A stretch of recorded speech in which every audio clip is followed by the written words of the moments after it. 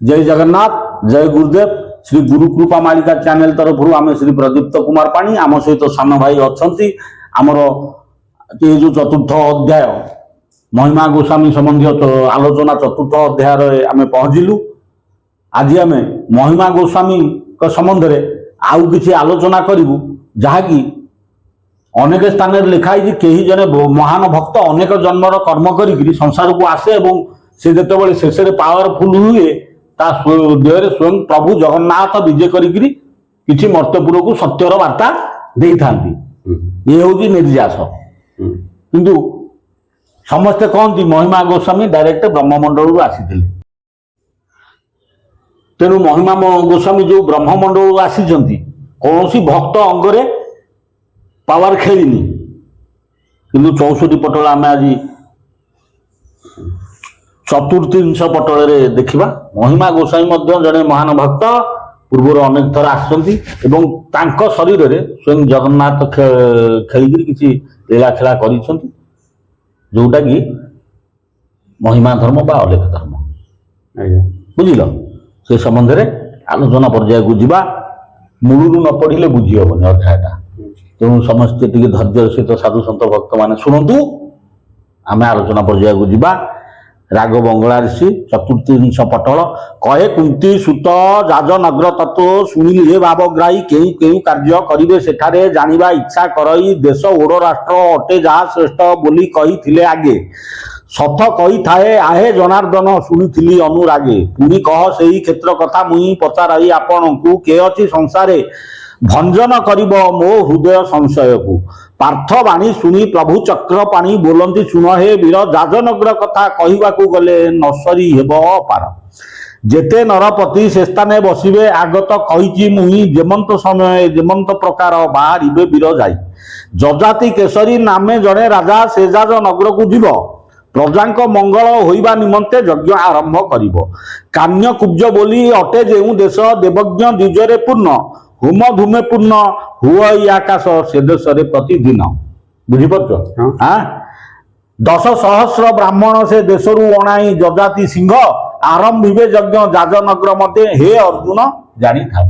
कृष्ण अर्जुन को कहते ये बही हूँ 64 पटल कृष्ण अर्जुन संवाद कृष्ण अर्जुन कहते हे अर्जुन जाजनगर हूँ गोटे श्रेष्ठ स्थान आउ जजाति केसरी नामक जड़े नरपति से स्थान रे उत्कल ब्राह्मण माने नथिबे कान्यकुब्ज बा कौनजरू 10,000 ब्राह्मण आनी एक महान यज्ञ सी करेंगे सी बहु कीर्ति रखिए कथा हूँ कथा भी समस्ते जानती से जो 10,000 ब्राह्मण कान्यकुब्जरू आनी वर्तमान उत्कल जो नरपति और उत्कल जो ब्राह्मण माने समस्ते से माने ताकरी वंशधर से आनी कान्यकुब्जरू कान्न शाखा यजुर्वेद अंतर्गत कान्न शाखा ब्राह्मण मान को आनी जो माने वर्तमान वेदकर्म ओडिशा रे पुरोहित कर्म इत्यादि करुछन्ति प्रति राजा जमीदार माने राजा माने किछि किछि ब्राह्मण नहीं शासन बसैथिले बुझीपार कि उत्कल ब्राह्मण केवल पुरी रे थिले जाजपुर रे किछि बोधे सामग्री ब्राह्मण थिले पुरी रे थिले प्राय सेतेबेले अनेक स्थान रे ब्राह्मण नथिले से माने आसी शिखेले शिष्टाचार शिखेले जजाति केसरी जो ब्राह्मण को आनी जमी बाड़ी खंजा देई नसे राजा दिजो मानकु रखिबे जेते बेले जो कथा से कहिबे ताहा जत्न रे पाळिबे से राज्य समय बर शिव मेघ शस्य हेब क्षेत्र पूर्ण उपवास होई न रहिबे केही जणे मात्र प्रजा मान आमोद प्रमोदे दिन जीव बही मोनामे मजिबे लोके शिव भक्त पुणी होइबे केतेक देवी सेवी जीवे थोके माने सेतेबेले जो ब्राह्मण माने आसीबे यज्ञ हबो बहुत माने सुवर्ण उत्कल सुवर्ण हो कि दुखरे रही शस्य श्यामल हम समस्त आनंद रही आउ कि लोक शिव पूजिबे किसी लोक देवी को लोके लोक पूजिबे से अंतरे जो नाम प्रकाशिब आगे दे अच्छी रही मन रखिथु धनंजय वीर पार्श्वरी नदेबु तुई दशरथ सुत नाम टू मो सेवा करिब नाही मोपादे भक्ति मोर रूप चिंती बाई प्राय हेब से अदिने अकाले असमय से मो सेवा नीति करिब ପୁରାତନ ନ୍ୟାୟ ଶାସ୍ତ୍ରକୁ ନ ମାନି ଆଣିବ ନୂତନ ଭାବ। ଜୟ ଜୟ ଡାକ ପଡ଼ିବ ଅଧିକ ତା ନାମ ସବୁ ସ୍ଥାନରେ, ପ୍ରଜାଙ୍କର ହିତ ଚିନ୍ତା କରୁଥିବ ସର୍ବଦା ସେଇ ମନରେ। ବୀରସିଂହ ନାମ ତଦନ୍ତେ ହୋଇବ ମୋ ସେବାରେ ଦେବ ମନ, ଆଜ୍ଞାକୁ ତାହାର ଚାହିଁ ରହିଥିବେ ମୋହର ସେବକ ଗଣ। ଜଣ ଜଣ କରି ଶାଢ଼ୀ ବାନ୍ଧିଦେବ ମୋ ନୀତି ବୁଝିବା ପାଇଁ, କେଛାମୁ କରଣ କେହୁ ଅଧିକାର ଭଣ୍ଡାର ରକ୍ଷକ ସେଇ। ଉତ୍ତମ କେଶରୀ ତଦନ୍ତରେ ନାମ ହୋଇବ ଥାଉ ତୁ ଜାଣି, ତାହାକୁ ଦେଖିଲେ ଶତ୍ରୁମାନଙ୍କର ହୃଦୟ ହୋଇବ ହାଣି। ବୁଝିଲେ କି? ସେ ଯୋଉ ରାଜା ପରବର୍ତ୍ତୀ ସମୟରେ ଦଶରଥଙ୍କର ସୁତ ଭିତରୁ ଗୋଟିଏ ପିଲା ପୁଅଙ୍କର ନାମ ହବ, ତାପରେ ବୀରସିଂହ ଦେବ ହେବ। କିଏ ସେ? ଯଜାତି କେଶରୀ। ତାପରେ କଣ ହବ? ତାର ଜନ୍ମ ଉତ୍ତମ କେଶରୀ। ବୁଝିପାରୁଛନ୍ତି?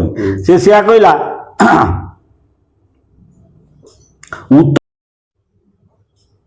ଉତ୍ତମ କେଶରୀ ତଦନ୍ତରେ ନାମ ହୋଇବ ଥାଉ ତୁ ଜାଣି, ତାହାକୁ ଦେଖିଲେ ଶତ୍ରୁମାନଙ୍କର ହୃଦୟ ହୋଇବ ହାଣି। ବସୁଥିବ ବଳ ନ ହୋଇ ନିର୍ବଳ, ଫୁଟି ଦିଶୁଥିବ ତେଜ, ତାହାର ସମୟରେ ଖଣ୍ଡଗିରିଠାରେ ହୋଇବ ବହୁତ କାର୍ଯ୍ୟ। ସେ ଉତ୍ତମ କେଶରୀ ସମୟରେ ମୋର ମାୟା ବଳେ ଅବନୀ ମଣ୍ଡଳେ ତାକୁ ହୋଇବ କଷଣ, କେହି ଜାଣି ନ ପାରିବେ ହେ ଅର୍ଜୁନ ଏକଥା ନିଶ୍ଚୟ ଜାଣ। ରାମ ନେତ୍ର ବିନ୍ଦୁ ସମସାଲେ ଜାଣ କପିଳାସ ପର୍ବତରେ, 12 ବର୍ଷ ତପସାଧି ଯୋଗେଶ୍ୱର ଏକାସନେ ନିରାହାରେ। ରାମ ନେତ୍ର ବିନ୍ଦୁ ସମସାଲେ ଜାଣ କପିଳାସ ପର୍ବତରେ, 12 ବର୍ଷ ତପସାଧି ଯୋଗେଶ୍ୱର ଏକାସନେ ନିରାହାରେ। ସେଇ ଲୋକ କଣ କହିଲା? ମୋର ସେ ବହୁତ କଷ୍ଟ କଷଣ ସହିବ। ପୁରୀରେ ବହୁତ କଷଣ ସହିଛନ୍ତି। ତାଙ୍କ ନାଁ ଉତ୍ତମ କେଶରୀ ବୋଲି ଲେଖା ହେଇଛି। ନା ଯାହା ହଉ, ସେ ଲୋକର ନାଁ ହଉଛି ଉତ୍ତମ କେଶରୀ। ପ୍ରଥମ ଜନ୍ମ ଯଜାତି କେଶରୀ, ତାପରେ ଜନ୍ମ କଣ ହେଇଛି? ବୀରସିଂହ। ଏମିତି ସବୁ ନାଁ ଦେଇଛି। ତାପରେ ରାମଙ୍କର ଗୋଟିଏ, ଦଶରଥଙ୍କର ଗୋଟିଏ ପୁତ୍ରର ନାମ, ତାପରେ ବୀର ସିଂହ ଦେବ, ତାପରେ ହଉଛି ଉତ୍ତମ କେଶରୀ। ଉତ୍ତମ କେଶରୀ ଯିଏ ହଉଛନ୍ତି ମହିମା ଗୋସାଇଁ। ସେ ବହୁତ ଦୁଃଖ କଷ୍ଟ କଷଣ ସହିବ। ପୁରୀରେ ବହୁତ କଷଣ ସହିଛନ୍ତି। ଆଉ ଖଣ୍ଡଗିରିରେ ଯାଇ ପହଞ୍ଚିଛନ୍ତି। ଯଦି ପହଞ୍ଚିଛନ୍ତି, ରାମ ନେତ୍ର ବିନ୍ଦୁ ସମସାଲେ ଜାଣ କପିଳାସ ପର୍ବତରେ, 12 ବର୍ଷ ତପ। ତାପରେ କପିଳାସକୁ ଯାଇଛନ୍ତି, 12 ବର୍ଷ ସେଠି ତପ ସାଧନା କରିଛନ୍ତି, ତପସ୍ୟା କରିଛନ୍ତି। ହଁ, ରାମ ନେତ୍ର ବିନ୍ଦୁ ସମସାଲେ। ରାମ ମାନେ କେତେ? ଇଏ କି ଆମେ ଗୌଣୀରେ ଯେତେବେଳେ ମାପ হয় କହନ୍ତି ରାମ 2, ରାମ 2, ରାମ ହଉଛନ୍ତି 1, କୃଷ୍ଣ ହଉଛନ୍ତି 2, ବଡ ପୁଅ ସେ। ତେଣୁ ରାମ ନେତ୍ର 2 ହଉଛି, ନେତ୍ର ହଉଛି 2, ରାମ ନେତ୍ର 1 2, ତାପରେ ବିନ୍ଦୁ ସମ। ବିନ୍ଦୁ ହଉଛି କେତେ? 0। ବିନ୍ଦୁ ସମ କେତେ? ବିଷମ ସମ। ସମ ହଉଛି ଯୁଗ୍ମ 2। ତେଣୁ 1202 ଖ୍ରୀଷ୍ଟାବ୍ଦରେ, 1202 ସାଲ, ସେତେବେଳେ ଖ୍ରୀଷ୍ଟାବ୍ଦ ନଥିଲା, 1202 ସାଲରେ ସେ ଲୋକ କପିଳାସରେ ତପସ୍ୟା କରିଥିଲେ। ସେ ଉତ୍ତମ କେଶରୀ ତାଙ୍କ ନାଁ। ବୁଝିପାରୁଛୁ କି? କପିଳାସରେ ତପସ୍ୟା କରିଥିଲେ, ବହୁ କଷଣ ସହିଥିଲେ। ଦେଖିବା ତାପରେ କଣ ହଉଛି। 1202 ହେଲେ ବର୍ତ୍ତମାନ ଚାଲିଛି 1433 ସାଲ। କେତେ ବର୍ଷ ତଳେ? 200 କେତେ? 231 ବର୍ଷ ତଳେ ନା କଣ? সেটা তাঙ্কর জন্ম অঙ্ক হোক কিংবা কপিলাস সাধনা লেখিদেছি তো সাল কথা না এটি। হ্যাঁ, 12 ବର୍ଷ ତପ ସାଧି ଯୋଗେଶ୍ୱର ଏକା ସାନେ ନିଆହାରେ, ତପ ସିଦ୍ଧ କରି ଅଗ୍ନି ଜଟା ଧରି ବାହାର ହେବେ କନ୍ଦରୁ, ସ୍ୱାମୀ ନାମ ଡାକ ପଡ଼ିବ ଅଧିକ ମୁଖେ ଶ୍ରୀଗୁରୁ ସୁଗୁରୁ। ଯେତେବେଳେ ତପ ସାଧନା କରି ସେ ବାହାରିବେ, ଶ୍ରୀଗୁରୁ ବୋଲି ଭକ୍ତମାନେ ମୁଖରେ ଉଚ୍ଚାରଣ କରିବେ, ସ୍ୱାମୀ ବୋଲି ତାଙ୍କୁ କହିବେ। ସେ କିଏ? ଉତ୍ତମ କେଶରୀ। ଲେଖିଛି ଏଇଠି।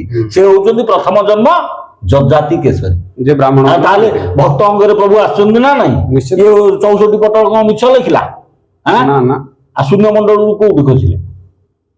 ସେ ଶୂନ୍ୟ ମଣ୍ଡଳ କହୁଛନ୍ତି। ହଁ, ଅବଧୂତ ବେଶ ବଳ କଳବାସ, ଆଡ ବନ୍ଧ ମଧ୍ୟ ତହିଁ, ଉଚ୍ଚ ନିଚ ଜାତି ବାରଣ ନ କରି ସର୍ବଦ୍ୱାରା ଭିକ୍ଷା ପାଇ। ସବୁଆଡେ ବକଳ ଧାରଣ କରିବେ, ଅବଧୂତ ବେଶ ହେବେ। ଧର୍ମ ଦାଣ୍ଡେ ଭିକ୍ଷା ହୋଇବ ଦେବେ ନର ନାରୀଗଣ, ପ୍ରଚାର କରିବେ ଜଗତରେ କର ଅଲେଖ ଧର୍ମ ଗ୍ରହଣ। ସେ ପ୍ରଚାର କରିବେ ଜଗତରେ ଅଲେଖ ଧର୍ମ ଗ୍ରହଣ କରିବାକୁ। କିଏ ସେ? ଉତ୍ତମ କେଶରୀ, ଯେ କି ମହିମା ଗୋସାଇଁ। ସେ ଧର୍ମ ମାହାତ୍ମ୍ୟ କହିବାକୁ ଗଲେ ଅତିଶୟ ନିରିମଳ, ପରଧନ ପର ନାରୀ ନ ହରିବେ, ନ ରହିବେ କଳି ଗୋଳ।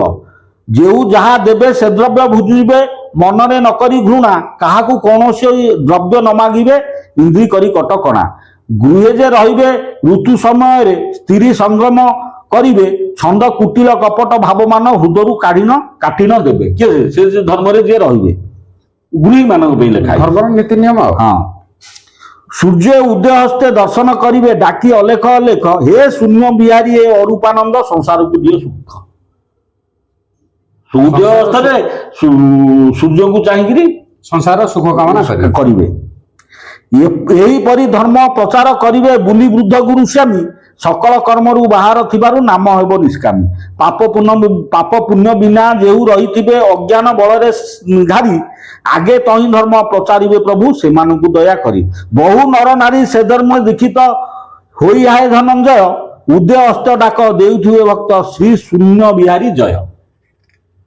उठिब से निष्काम धर्मवीर लक्ष लक्ष लोक भजिबे अलेख अरूपानंद ठाकुर मौन होइण नीलाचल मु थाई सबु देखुथिबी किए कहउछन्ती जगन्नाथ कहउछन्ती गुरुदेवंकर आदेश को मुही केते बेले न भांगिबी से अलेख धर्म व्यापीब संसारे शुणिथा वीर अर्जुन चतुः त्रिंश पटल को शेष कला वासुदेव दास हीन माने मु नीलांचल सब स्थायी देखुथिबी ता कथा को मु से एते भक्त मोर हबो जे ता वाक्य को मु टाळी परिबिनी स्वयं जगन्नाथ कहउछन्ती बा कृष्ण अर्जुन को कहउछन्ती आ शेषरे बड़ बड़ जाति लोक मध्य से धर्म को ग्रहण करिवे प्रथमे नीच जातिर लोक धर्म ग्रहण करिवे से मध्य हेइची धर्म ग्रहण हेइची 1866 मसिया रे जेतेबेले नंक दुर्भिक्ष पड़िला बुझिले कि लोक खाइବାକୁ पाइलेनी सत्यटा कोन जानिले बहुत लोग से समय अलेख धर्म ग्रहण करते पुणी अलेख धर्म रु आसी विच्युति हो गले से धर्म दबी गलानी कहीं प्रभु कल्कि प्रभु आसीगले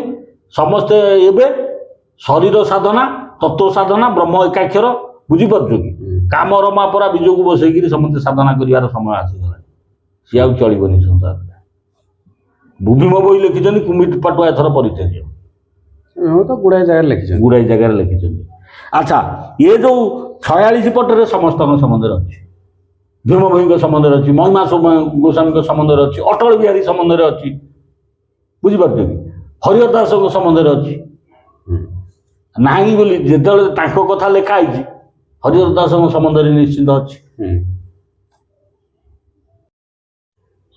आज्ञा 64 पटल आपण तो भीम संबंध रे कि महिमा स्वामी संबंध रे एते कथा लिखाई प्रमाण आपण देले आमर हरिहर क्षेत्र हरि बाबा विषय किसी बहुत अच्छी 3टी अध्याय अच्छी 3टी अध्याय अच्छी से विषय देखले कौन मुख्य आम किसी दौचु एपिसोड बढ़ी तेणु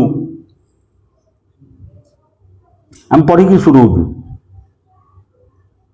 आहे धनंजय पार्थवाणी शुणी शंख चक्रपाणी एटा हूँ 49 पटल राग बंगलाश्री आउ पार्थवाणी शुणी शंख चक्रपाणी कहती कमलाबर आहे धनंजय चित्त स्थिर करी श्रवण करम गिर किए कृष्ण कहते धनंजय को अर्जुन को ओढ़ राष्ट्र देश मुकुट भंडार तहिरे राजा मो भक्त से सबू हेब हे अर्जुन से राजगादी पवित्र मोर नाम युक्त अंते आहे वीर नथिब खोज खबर दशरथ सुत तदंते होइले नाही शुभ समाचार जो राम मंदिर है कौटी अयोध्या ये शुभ समाचार ना देश को विपद दशरथ सुत सीधी प्रतिष्ठा है कौटी अयोध्या से बल उच्च नीच भेदाभेद किसी न वीर मो मंदिर सर्वे प्रवेश करेंगे मु समस्त ठाकुर माने जगन्नाथ मंदिर कोटी कोटी लोग भिड़ हाँ मोहर हृदय भेदभाव नहीं भेद कराइबे जने पर श्री देखी सही न पारिबे बड़ होई मने मने 3 अब्दे तार होइब प्रचार एकता भावरे वीर भक्त माने मोर विदेश भ्रमिबे होई 7 सिंधु पार जाउछन्ति भक्त माने सब रोजगार बुझी पाते तेणु 3 अब्दे तार होइब प्रचार से जो जन्म होइतिबो जेतेबेले तो शुभ समाचार न रहिबो जेतेबेले दशरथ सुत जन्म हेबे स्थापन करा इथि जने दशरथ सुत कार्य करथुबे 3 अब्दे तार कार्यक्रम चलो 3 अब्द किए 1999 मसीहा 3 अब्द 3 अब्द 3 अब्द ତିନି ଅବ୍ୟତାର ହୋଇବ ପ୍ରଚାର ଏକଥା ଭାବ ଏବିର ଭକ୍ତ ମାନେ ମୋର ବିଦେଶ ଭ୍ରମିବେ ହୋଇ ସାତ ସିନ୍ଧୁ ପାର ସର୍ବ କର୍ମ ତେଜି ନିଷ୍କାମ ଭାବରେ ଭ୍ରମିବ ଜଣେ ମୋ ଭକ୍ତ ତାର ରୂପ ଦେଖି ଲୋକ ହାସ୍ୟ କରିବେ ପାଖେ ବହୁତ ମାଗି ନ ଖାଇବ ଦେଲେ ସେ ଖାଇବ କାହାକୁ କିଛି ନ କହି ବ୍ରହ୍ମାଣ୍ଡ ମଧ୍ୟରେ ଭ୍ରମି ସ୍ଥାନେ ସ୍ଥାନେ ଅବଧୂତ ନାମ ବହି ଭୁଲ ଅଛି ନା ଅବଧୂତ ପନ୍ଥା କିନ୍ତୁ ଦେବାଦେବୀ ବି ଅଛି ପୂଜା ହଉଛନ୍ତି କିନ୍ତୁ ପନ୍ଥା ଭିତରେ ହଉଛି ଅବଧୂତ ଲୋକ ଜାଣିଛନ୍ତି ସବୁ ଜୀବଙ୍କୁ ସେ ସମାନେ ଦେଖିବ ଭେଦ ନଥିବ ମନରେ ଭୋଜନ ସମୟ ଶ୍ୱାନ ମାନେ ମିଳି ଖାଇବେ ତାର ସଙ୍ଗରେ ଭୁଲ ଭୋଜନ ସମୟରେ ରାତିରେ କୁକୁର ପାଖରେ ଶୋଉଛନ୍ତି 100% ଠିକ 100% ଠିକ ହଁ ନା ନାଇଁ ରାତିରେ କୁକୁର ପାଖରେ ଶୋଉଛନ୍ତି ଖାଇଲା ବେଳେ ପାଖରେ ଖାଉଛନ୍ତି ଆଉ ଆଶ୍ରମର ସମ୍ପତ୍ତି ବାଡି ନାହିଁ ଭିକ୍ଷା ଆସୁଛି ମାଗୁନି କାହାକୁ ମୁଁ ଜାଣିପାରୁନି ସେ ବ୍ୟକ୍ତି ଜଣକ ଆସିଥିଲେ ସେ କଣ ଏ ପଦ ପଢି ନାହାନ୍ତି ନା ସେ ଲୋକ କିଏ ଭିକ୍ଷା ମାଗୁନାହାନ୍ତି କିନ୍ତୁ ଭିକ୍ଷା ଆସି ପହଞ୍ଚୁଛି ଆଉ କୁକୁର ମାନଙ୍କ ମଧ୍ୟରେ ସେ ରହିଛି 20-25 କୁକୁର ଭିତରେ ଖାଇଲା ବେଳେ ସମସ୍ତେ ସାଙ୍ଗରେ ଶୋଇଲା ବେଳେ ବି ଭିତରେ ପାଖରେ ଘୁଅ ପୋଛା ଚାଲିଛି କେତେ ହବୁଛନ୍ତି କେତେ ଦିନ ସେ ଘୁଅ ପୋଛି ସେଭଳିଆ ଦୃଶ୍ୟ କୌଣସି ସାଧୁ ସେଭଳିଆ କାର୍ଯ୍ୟ କୌଣସି ସାଧୁ ସନ୍ଥ କରିବେ ନାହିଁ ହେଲା ଘୃଣାରୁ ବାହାର ହୋଇଥିବ ସେଇ ମୋ ପାଦରେ ଚିତ୍ତ ରଖି ଉପଦେଶ ଦେଉଥିବ ସ୍ଥାନେ ସ୍ଥାନେ ସ୍ୱଚ୍ଛ ହୃଦ ଲୋକ ଦେଖି ତାର ଘୃଣା ନଥିବ ଘୃଣାରୁ ବାହାର କୁକୁର ସାଙ୍ଗରେ ବସିବ ଘୁଅ ପୋଛିବ ସବୁ ବିଲେଇ ପାଖରେ ଶୁଆଇକି ପୁରା ଦିନା କେତେ ବିଲେଇ ଖେଳେ ହଗିଲେ ତେଣୁ ତାର ଘୃଣା କିଛି ନଥିବ ସମସ୍ତଙ୍କୁ ପ୍ରତ୍ୟେକ ଜୀବଙ୍କୁ ସମାନ ଦେଖୁଥିବ କୀଟ ଠାରୁ ମଣିଷ ପର୍ଯ୍ୟନ୍ତ ସମଭାବ ଭଲ ଲୋକ ଦେଖି ସେ ବିପଦ କହିବ ମାନେ ଉପଦେଶ ଦବ ଯୋଉ ଲୋକଟା ଗ୍ରହଣ ନ କରିବ ଜଗିଥିବ କାଳେ ଲେଉଟେଇ କହିଦବ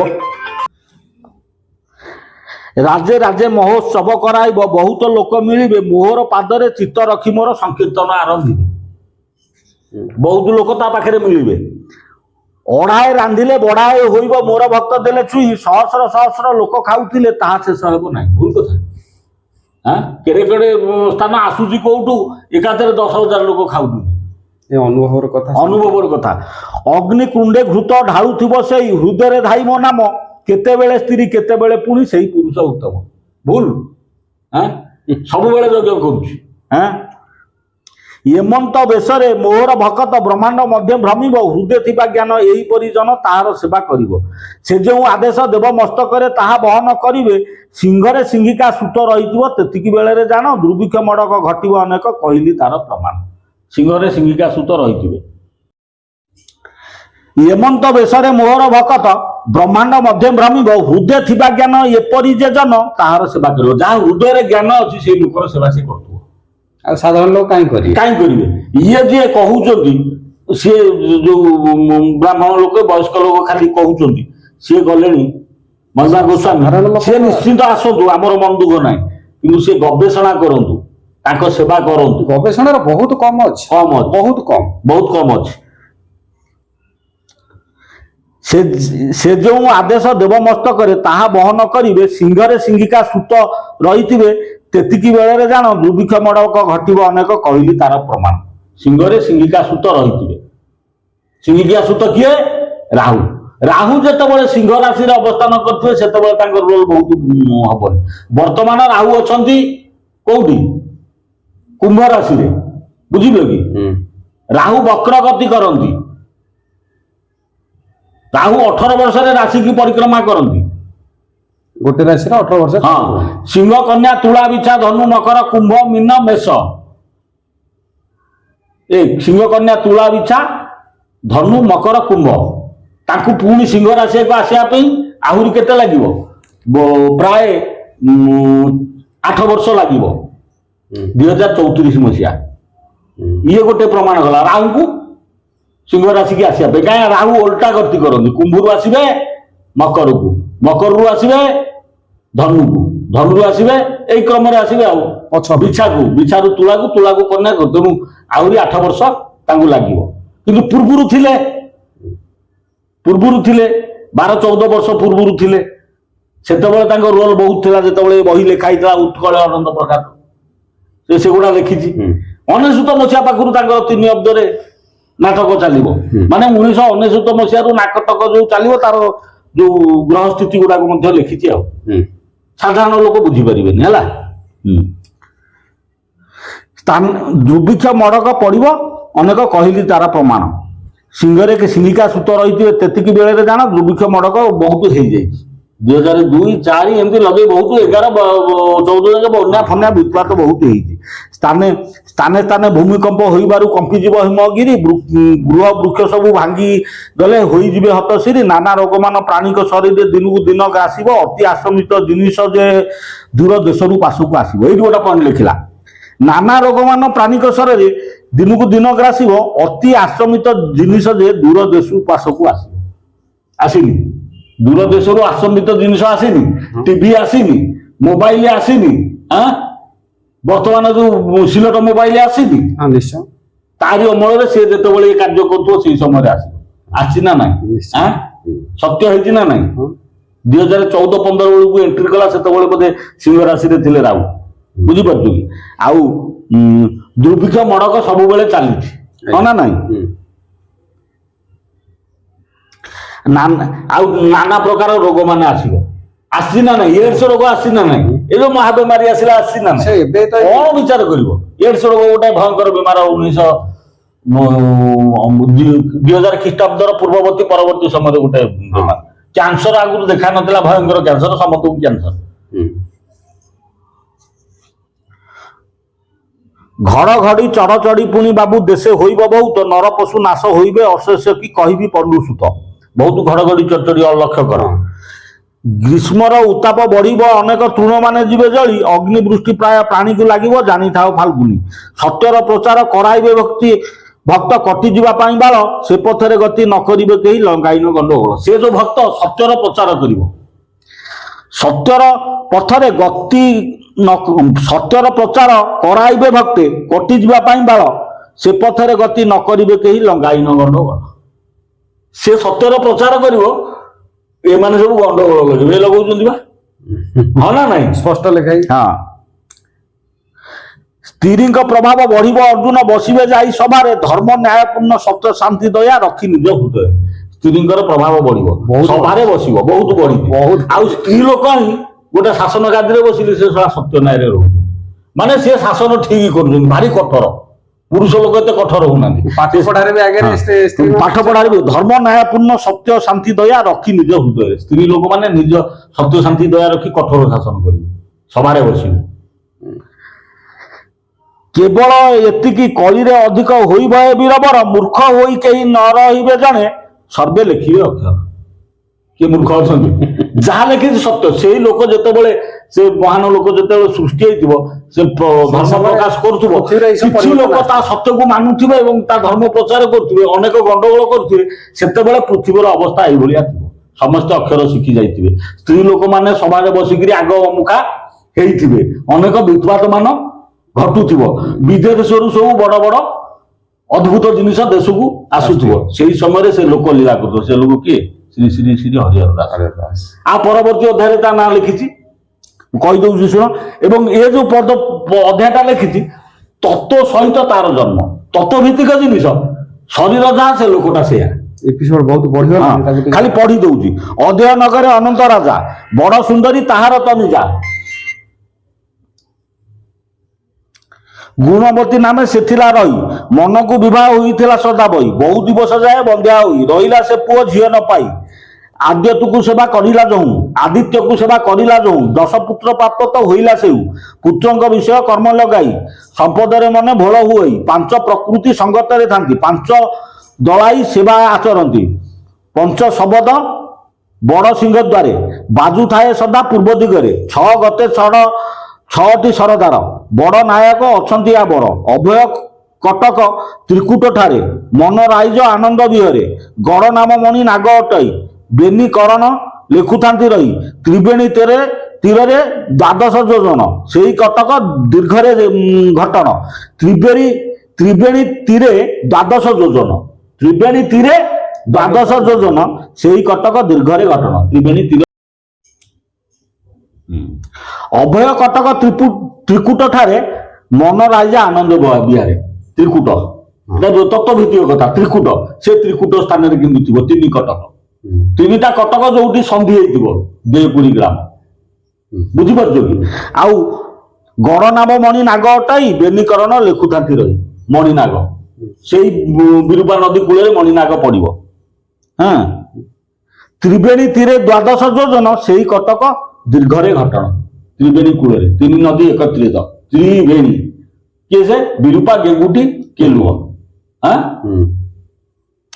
এটা শরীরে ଏବେ ସେ ଲୋକ ବି ସେଇ ଜାଗାରେ ବାସସ୍ଥାନ କରୁଥିବ।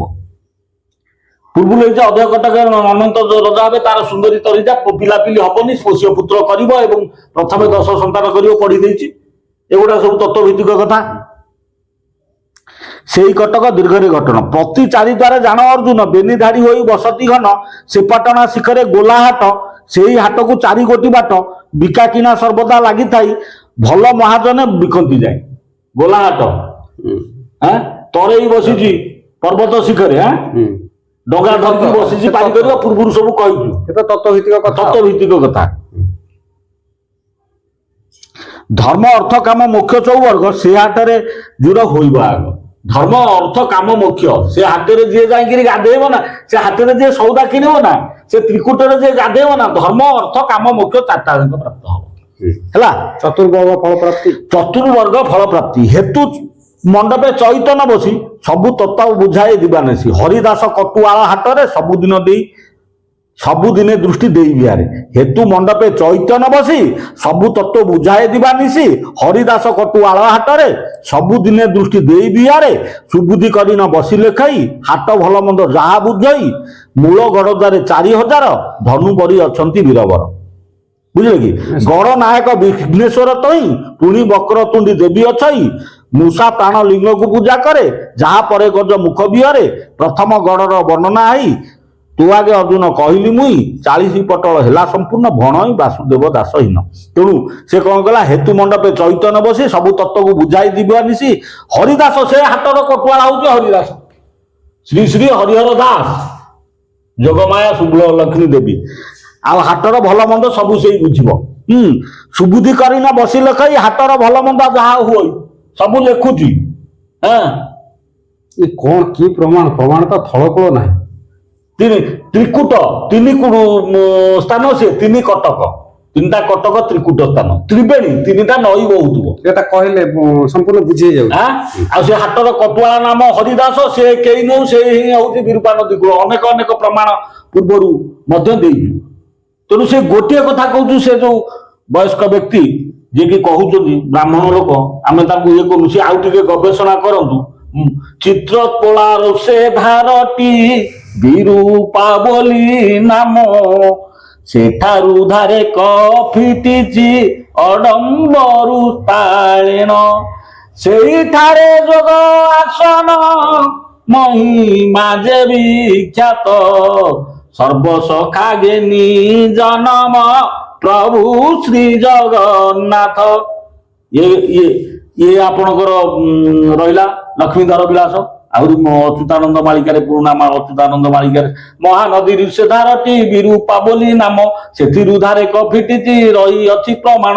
ସେଇଠାରେ ଯୋଗ ଆସନ, ମହିମା ଯେ ବିଖ୍ୟାତ, ସର୍ବସଖା ଜ୍ଞାନୀ ଜନମ, ପ୍ରଭୁ ଶ୍ରୀ ଜଗନ୍ନାଥ। ସଂସାର ଉଚ୍ଛନ୍ନ ହୋଇବେ ଅପ୍ରାଣୀ ବହୁତ ନାଶ, ଲୀଳା ନମତେ ଅବତାର କହେ ଅଚ୍ୟୁତ ଦାସ। 5 3 13 ମଧ୍ୟରେ ଯୋଗ ଘଟିବ ଜାଣ, ଚଡ଼ ଚଡ଼ ହୋଇ ଶବଦ ଶୂନ୍ୟ ଗର୍ଜୁଥିବେଣ। ସମ୍ପୂର୍ଣ୍ଣ ଯେ ଦିଗ ନେତ୍ର ପରିମାଣ, ଶାସନ ନ ରହି ଲୋକ ହେବ ରଣଭଣ। ସେଇ ସମୟରେ କାର୍ଯ୍ୟ ହବ ଦିଗ ନେତ୍ର ପରିମାଣ ହେଲେ, ଆଖି ପରିମାଣର 2000 ମସିହା କାର୍ଯ୍ୟକ୍ରମ ଚାଲିବ। ବା 3 ଅବ୍ଦ ଏଥିରେ ଲେଖା ହେଇଛି। ବୁଝିପାରୁଛ? ଆଉ ବା କଣ କହିବି?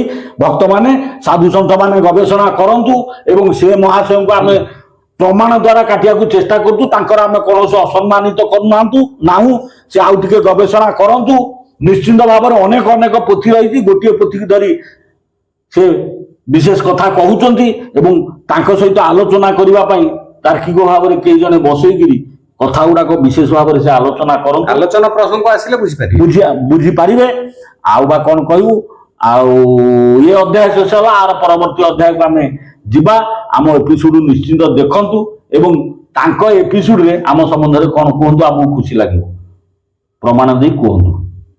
ଶୋଧିଲେ ଆମ ମନ ଦୁଃଖ ନାହିଁ, ବୃଦ୍ଧ ଲୋକ, କିଛି ଅସୁବିଧା ନାହିଁ। କିନ୍ତୁ ଆମର ଦେଖନ୍ତୁ, ଆମେ ଭୁଲ କହୁଛୁ ବା ବହିରୁ କହୁଛୁ ବା ବାହାରୁ କହୁଛୁ, କୋଉଠୁ କହୁଛୁ, ନାଇଁ ଯୁକ୍ତି କି ଯୁକ୍ତି କରନ୍ତୁ, ଯୁକ୍ତି କି ଯୁକ୍ତି କରନ୍ତୁ, ଆଉ କହିକିରି ଚ୍ୟାନେଲ ନ କାଟନ୍ତୁ। ଆଉ ଚ୍ୟାନେଲ ନ କାଟନ୍ତୁ, ସତ କଥା।